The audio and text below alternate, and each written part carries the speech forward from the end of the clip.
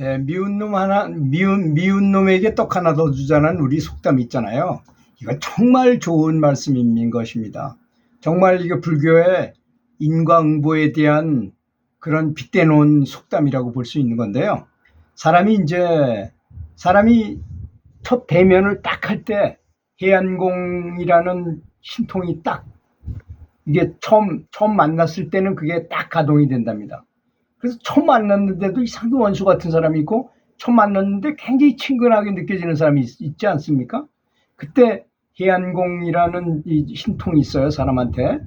전생을 기억하는 거죠. 근데 처음 만났을 때는 그게 가동이 된답니다. 그래서 처음 딱 만났는데 저 사람이 은근하게 괜히 좋아. 아주 친근하게 느껴지고, 또 어떤 사람은 아주 원수처럼 느껴져, 처음 볼 때부터. 그래서 자, 원수처럼 느껴졌다, 이런다면 그건 틀림없이 전생에 서로 관계가 좋지 않았다는 거는 당연한 거잖아요. 그죠? 인과의 법칙에서 볼 때. 그러니까 그런 사람하고 내하고 트러블이 일어날 가능성이 되게 높은 거죠. 더 큰 문제를 일으킬 가능성이 많아요. 그래서 미운 놈에게 떡 하나 더 주라고 옛 어른들이 말씀하신 것입니다. 미운 놈한테 떡을 하나 더 주면, 그래서 서로 친해지면 원수가 없어지잖아요.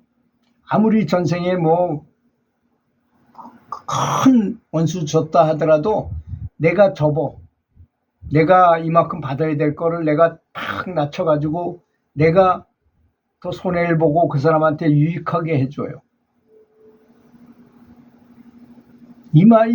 그래서 미운 놈한테 떡 하나 더 준다는 말은 인과응보에 전생의 원수를 대하는 교본과 같은 도리에 합당한 좋은 말이라고 저는 생각합니다.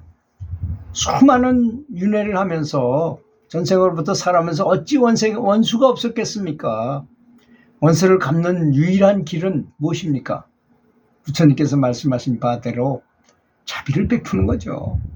내가 잘못했으면 내가 깊이 참회하고, 내가 참회하는데 참회도요 힘이 있어야 합니다. 그러니까 부처님의 명호를 부처님의 힘과 더불어서 같이 참여를 하는 거죠. 불력에 의지해서 같이 내 힘과 불력의 힘을 의지해 가지고 이렇게 참여를 하면 참여가 될 거 아니겠습니까?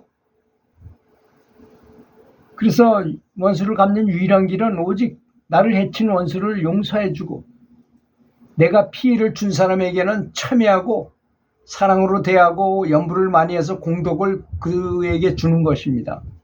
공덕이 빚이거든요, 빚.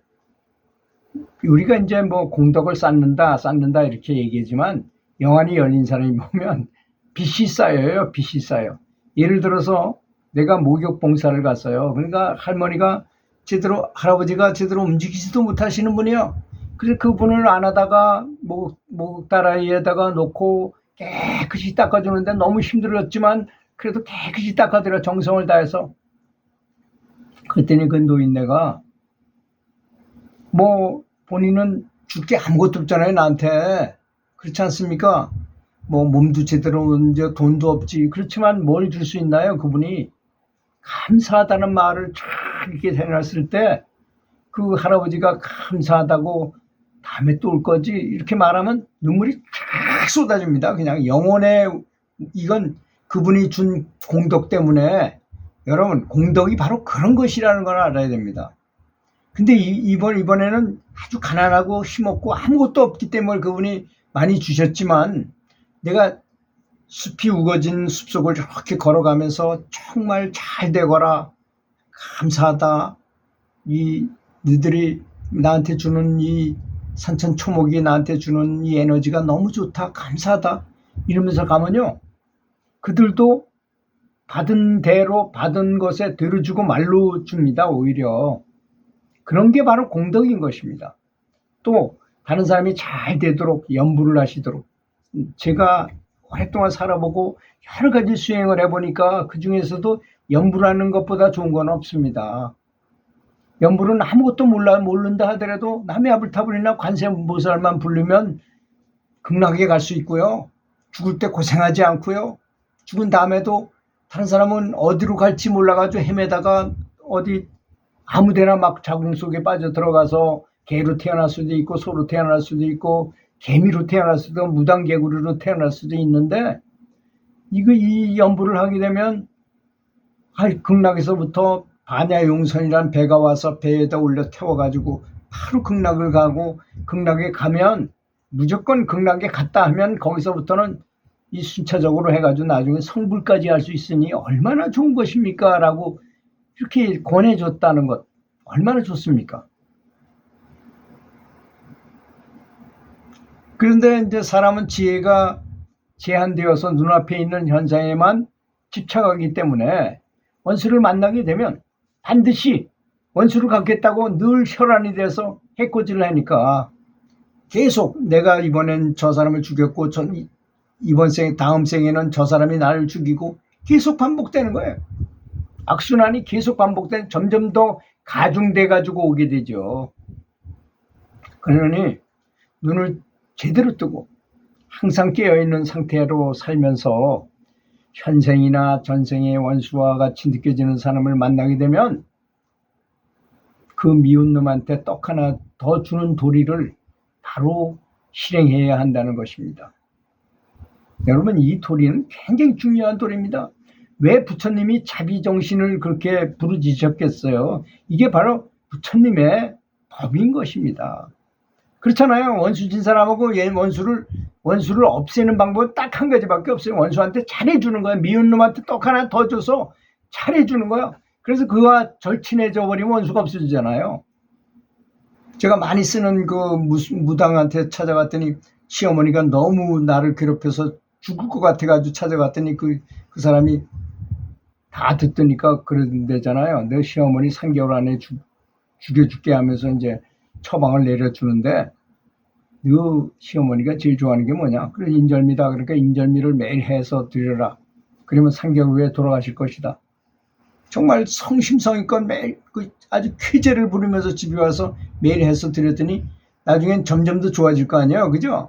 그 인절미를 가지고 나가서 막 펴돌리면서 경로당에도 갖다 두니까 야 이건 누가 만들었냐? 너 며느리 정말 성의 있는 사람이다. 그런 효부가 없다 그런 소리를 자꾸 하니까 나중에 며느리가 친해졌어요.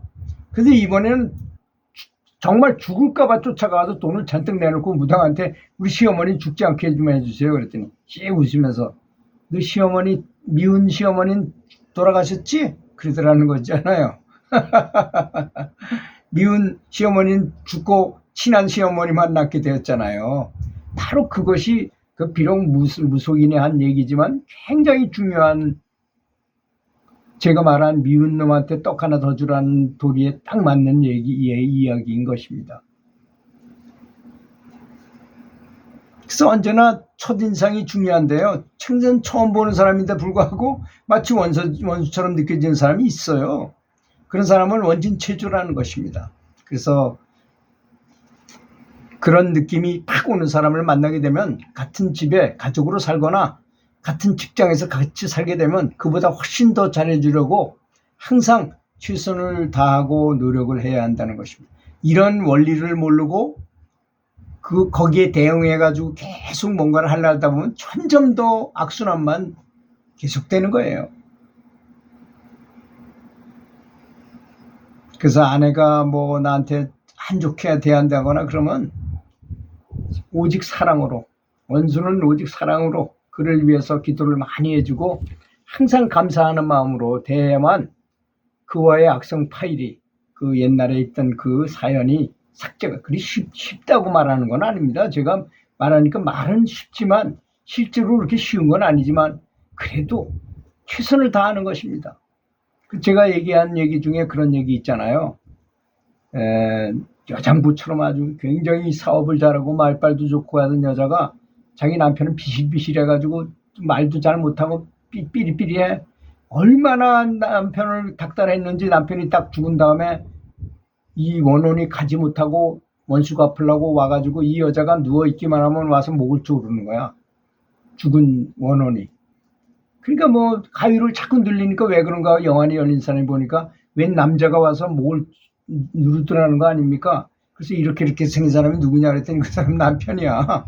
그 남편이 자기가 너무나 괴롭혀다가 죽으니까 그 원수를 갚기 위해서 와서 가지 못하고 계속 마누라를 모초이더라는 거 아닙니까? 여러분, 그런데 남을 죽였어. 죽이면 그거보다 더 나쁜 거잖아요.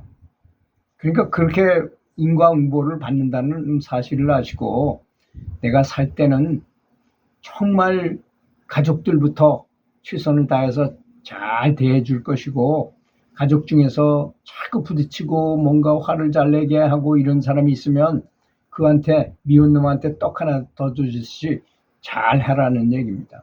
그렇게 되면, 그러면서 그분이 잘 되도록, 심한 경우에는 그분이 있는 방향을 향해서 108배를 하세요. 108배를 하면서 연부를 했어요. 그러면 그 원한이 많이 삭감이 돼가지고 사이가 괜찮아집니다. 또 도저히 못 살 운명이 돼가지고 그렇게 되면, 어변이 딱 끊어지면 서로 그냥 자연스럽게 헤어지게 된다거나 또 같이 안 살게 된다거나 뭐 아주 자연스러운 현상이 일어나요. 그럼 이혼한다거나 이러지 않아도 그런 현상이 일어날 수 있다는 것입니다. 들어주셔서 감사합니다.